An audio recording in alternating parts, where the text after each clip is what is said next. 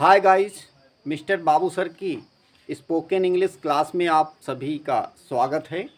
आज मैं आपके सामने एक्टिव से पैसिव बनाने के रूल्स कुछ लेकर के आया हूँ, जो बहुत ही फैंटास्टिक चैप्टर होगा।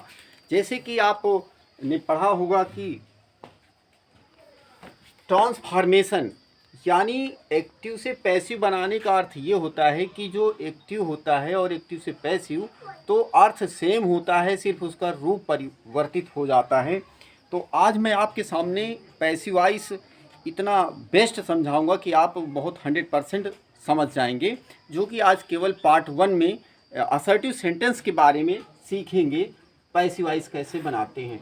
तो सबसे पहले डियर गाइस देखेंगे कि यहाँ पर एक्टिव से पैसिव, एक्टिव मीन्स कर्तवाच्य और पैसिव मीन्स कर्मवाच्य। यानी एक्टिव जो हम टेंस करते हैं, अनुवाद करते हैं, उनमें सब्जेक्ट की प्रधानता होती है, और जो पैसिव वॉइस बनाते हैं उनमें ऑब्जेक्ट की प्रधानता होती है। यानी शुरू में ऑब्जेक्ट लिखा जाता है पैसिव वॉइस में। तो आज आप सीखेंगे पार्ट 1 में केवल असर्टिव सेंटेंस और हेल्पिंग वर्ब आप देखेंगे कि एक्टिव वॉइस के हेल्पिंग वर्ब पहचानने का बहुत ही सरल तरीका इज, एम, आर, वाज, वर। अगर आपके सेंटेंस में टेंस में इज, एम, आर, वाज, वर आता है तो हम इनमें से अगर इज आता है तो इज लिखेंगे और उसके साथ बीइंग और जोड़ेंगे। इसके बाद हम पैसिव बना देंगे। Has, have, had, will have, shall have. यानी हैव से संबंधित कोई भी सेंटेंस अगर आएगा एक्टिव वॉइस में तो पैसिव वॉइस में आपको बीन का यूज कर देना है। तो डियर गाइस देखेंगे डू, डज, वर्ब V1 यानी वर्ब की फर्स्ट फॉर्म या वर्ब में एस या एस का अगर प्रयोग सेंटेंस में दिया गया है तो आप उस सेंटेंस में helping verb is, am, are में से एक यूज करेंगे जो सब्जेक्ट के अकॉर्डिंग लिखी जाती है। दूसरा देखें डिड या वर्ब की सेकेंड फॉर्म। अगर सेंटेंस में डिड आता है या वर्ब की सेकेंड फॉर्म आती है तो उस सेंटेंस में हम हेल्पिंग वर्ब वाज या वर लिखेंगे। यानी डिड को हटा करके वाज या वर सब्जेक्ट के अनुसार हम प्रयोग करेंगे। फिर मॉडल ऑक्सिलरीज कुछ होती हैं, shall, should, will, would, can, could, may, might, must, ought to, used to, need, dare. अगर कोई मॉडल ऑक्सिलरीज आती है तो हम वहाँ पर मॉडल ऑक्सिलरीज के साथ बी का यूज करते हैं। तो ये पैसिव वॉइस की हेल्पिंग वर्ब होती है। इनको स्टूडेंट्स आज देखेंगे कि हम जैसे हमारे ये फिंगर्स होती हैं, जैसे कीबोर्ड होता है, उसी तरह आपको हेल्पिंग वर्ब बहुत सीखने का सरल तरीका। आप राइट हैंड को लें दाहिना हाथ और यहाँ से शुरू करें। इज, एम, आर, वाज, वर। अगर एक्टिव वॉइस में आता है इज, एम, आर, वाज, वर तो आप बीइंग जोड़ेंगे, यानी इनमें से एक लिखेंगे और आप बीइंग जोड़ेंगे। तो याद रहे इस राइट हैंड में is, am, are, was, were plus being. और ये लेफ्ट हैंड में देखें has, have, had, will have, shall have. अगर ये आते हैं तो बीन आपको जोड़ना है, तो ये लेफ्ट हैंड में आपको बीन जोड़ना है, हैव प्लस बीन, और इधर is, am, are, was, were plus being.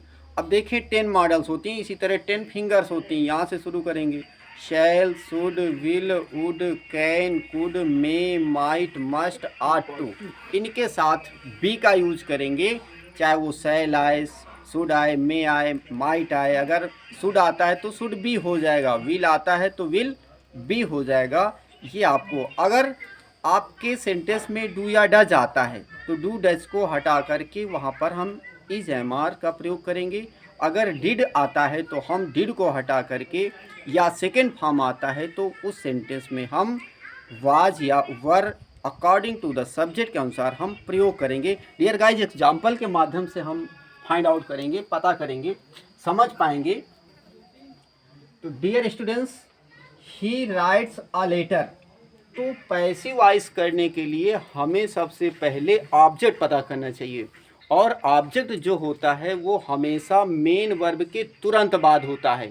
यानी ही राइट्स अ लेटर, ही हो गया सब्जेक्ट, राइट्स हो गया वर्ब यानी मेन वर्ब, और इसके तुरंत बाद हमारा ऑब्जेक्ट है। तो ऑब्जेक्ट को हम शुरू में लिखते हैं अ लेटर, फिर चूंकि वर्ब में एस लगा हुआ है इसलिए हम इसके हेल्पिंग वर्ब इज लिखेंगे, अ लेटर इज, और वर्ब की थर्ड फॉर्म रिटन, और फिर आप सब्जेक्ट को लास्ट में लिखेंगे बाई करके, और ही का ऑब्जेक्ट होता है हिम, तो बाई हिम लिख देंगे।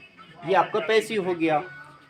दूसरा देखें, आई एम वॉचिंग टीवी, तो देखें मेन वर्ब वाचिंग है और इसके बाद ऑब्जेक्ट क्या है, TV.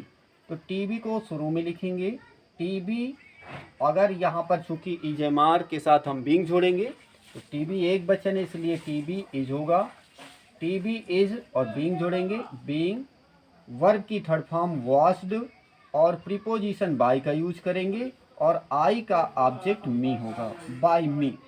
TV is being washed by me. Next example, they have sung the song, object क्या है, द सॉन्ग, जो मेन वर्ब के तुरंत बाद हो।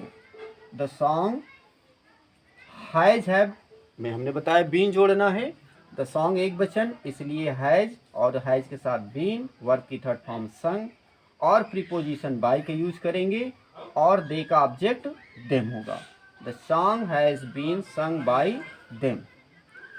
सी does not tell the stories, सबसे पहले हम ऑब्जेक्ट फाइंड आउट करेंगे, वो होता है मेन वर्ब के तुरंत बाद टेल। टेल के बाद लिखा है द स्टोरीज, इसको शुरू में लाएंगे। द स्टोरीज चूँकि प्लूरल सब्जेक्ट है इसलिए हमें आर यूज करना है, और नॉट लिखना है डज की जगह आर, और नॉट टेल का told, told by her. Rekha should take a bath, इसमें ऑब्जेक्ट आपका ए बात है, स्नान, और ये टेक वर्ब है मेन वर्ब, तो ऑब्जेक्ट लिखेंगे अ बाथ शुड।